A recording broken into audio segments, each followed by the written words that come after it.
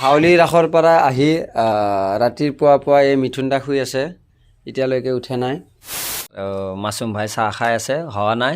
আৰু আমাৰ MB আহি পাইছে এইমাত্ৰ, চিনাকি এজন আহি পোৱা নাই, অকণমান দেৰি হ'ব আৰু। আজিৰ ভিডিঅ'টো আপোনালোকে শেষলৈকে চাই থাকক। আমি হাউলি আহি পালোঁ। চেয়াৰ কি দেখিছে আপোনালোকে, বহুত ধুনীয়া ডিজাইন আৰু বহুত ধুনীয়া লাইটিং।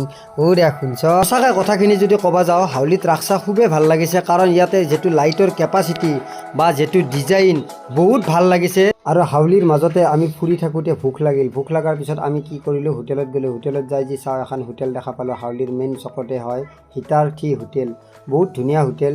এইখন হোটেলত আমি চাহ খালোঁ। তাৰপিছত আমি আহিলোঁ মেলাত। মেলাৰ মাজত এজন বন্ধু মই লগ পালোঁ, যি নেকি আগে পিছে এখেতৰ পৰাই মই দাঁতৰ ঔষধ ইউজ কৰিয়ে থাকোঁ। যিটো ঔষধ মই হাতত লৈ আছোঁ, বহুত ধুনীয়া ঔষধ, দাঁতৰ চেক নাথাকে। শুনছ ভাল লাগতাই। হাউলি ৰাসৰ পৰা আহি ৰাতিপুৱা পুৱা এই মিথুন দা শুই আছে, এতিয়ালৈকে উঠে নাই। মাছুমো শুই আছিলে, আহি পেলাই মই উঠাই দিলোঁ টোপনি পৰাই। এই গেলেলোঁ পেট অলচি এওৰ খালি মোবাইলডাল লৈ কিনে ওলাই আহা কিয় আপোনালোকক এই মই দেখাম, পেটটো দেখাম, চিন্তা কৰিব নালাগে। দমো থাকিব লাগিব না বনাব পৰা। আৰে ভাই আমি শিকনে চলি, আমাৰ দেহাই শিকনে, আমাৰ দেহাই শিকনে। শুনছ ইণ্টাৰেষ্টিং কথা এটা, আমাৰ মিথুন দাই এটা শব্দ কৈছি, মোৰ বহুত ভাল লাগি গৈছে। মিথুন দাই যে মাছুম ভাইৰ ঘৰত থাকে, বৰিং নহয়, থাকি ভাল পায়, তাৰে মেইন উদ্দেশ্যটো হ'ল বুঢ়া তামোল পাত চাদা। শুনছ কথাখিনি কৈছোঁ। নহয় নহয়, এই বস্তুটো মেইন ভাই, এইটো শিখৰ বাদ দিছোঁ যিহেতু এইটো আমাৰ অসমীয়াৰ কাৰণে 1 নম্বৰ বস্তু।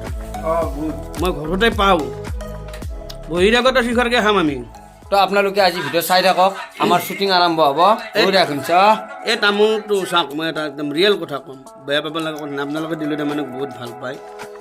1 নম্বৰ বেয়া কাৰণটো হৈছে তেওঁৰ এইখিনি থাকে যে গোবৰ টোপোলাটোৰ কাৰণে আপোনালোকে বেয়া পায়। বহুত ভাল পায় দিলোঁ তাৰমানে, মই জানো।